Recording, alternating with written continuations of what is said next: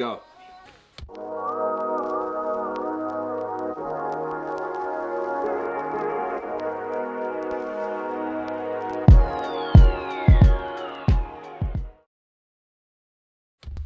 Alright, welcome back. This is actually take 2. I actually tried to record the first take, did the entire video, but forgot that I had my settings set to slow motion. So we're not gonna play that, we're just gonna go ahead and dive into this video. For those of you that don't know, thank you, welcome to my page. This is my very first, well, I wouldn't say my very first vlog because we've done photo shoot vlogs. If you haven't seen those, be sure to check out our page, check out our videos. We have some really great stuff there. But for those of you that don't know, my name is Carlos. I am with ISO-V Photography, and that's ISO-V Photography. We're a photography company based out of Atlanta, Georgia. I'm new to this YouTube thing, so I just wanted to kind of create a page to kind of highlight some of our work, to also highlight some of our stories, and to highlight some of the equipment that we use, just to kind of better serve and help those that may have questions or are starting in photography. I'm not the best in the world, but I like to consider that my work is pretty good. Without further ado, let's get into the story of my lenses. Today we're going to talk about some lenses that I hold near and dear to my heart. If you don't know, I'm actually a Canon shooter.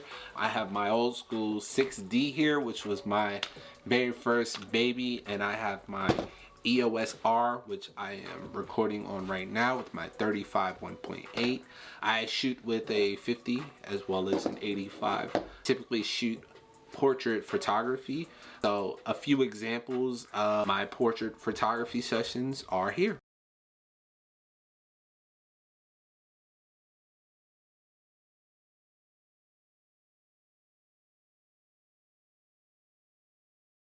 So you've seen those. This is to talk about our lenses. So this right here was my starter. This is, for those that are familiar, this is the Canon 50mm f1.8. They like to call this the Nifty 50. A funny story about this recently just happened. Now this was my daily shooter.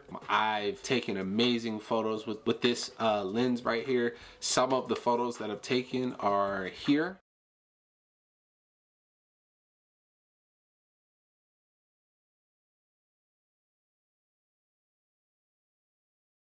This lens is just, it's always been a great lens to have.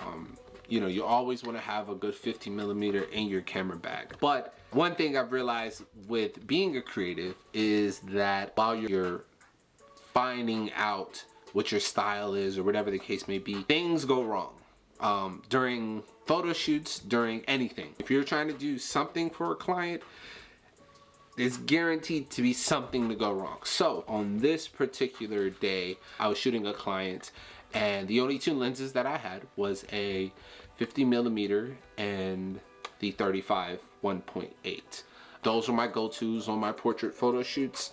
Earlier that day, I managed to pick up an 85mm 1.8.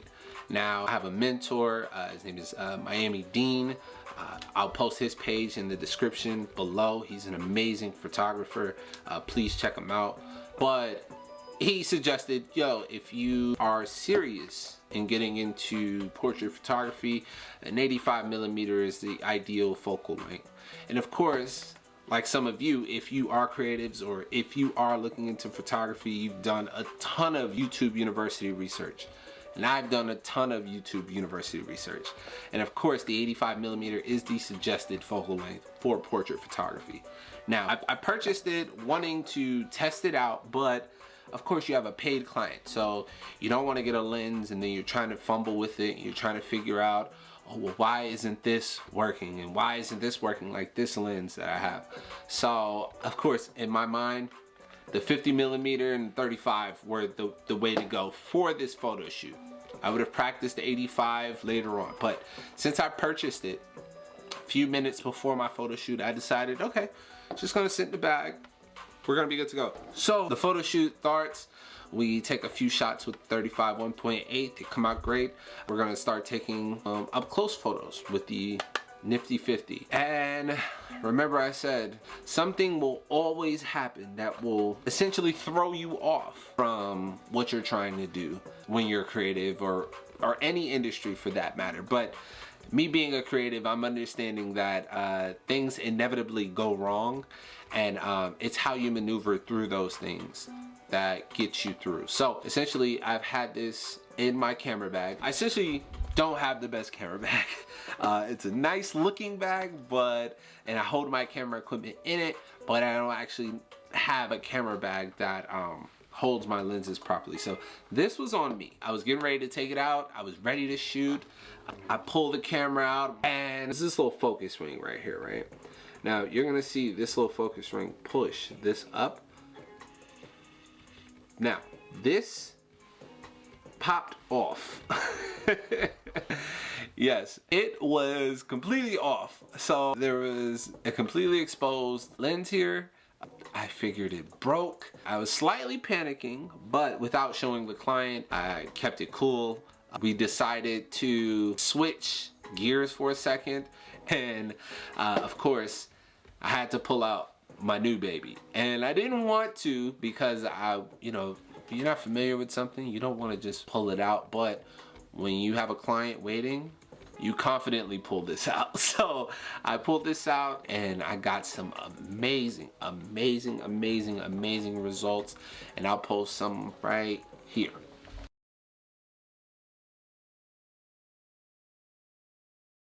So now you guys have seen the output that this 85mm 1.4 can actually do.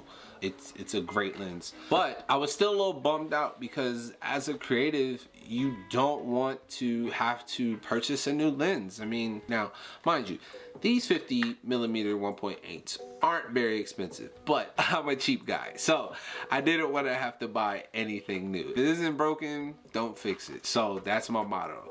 I was trying to figure out ways, or if anyone has had this issue happen where this part just falls out and it's just exposed. Luckily, I found this video on YouTube, and this video, the thumbnail looked like how this lens looked. I clicked on the video. Of course, the video was a little long. He was actually disassembling the entire lens.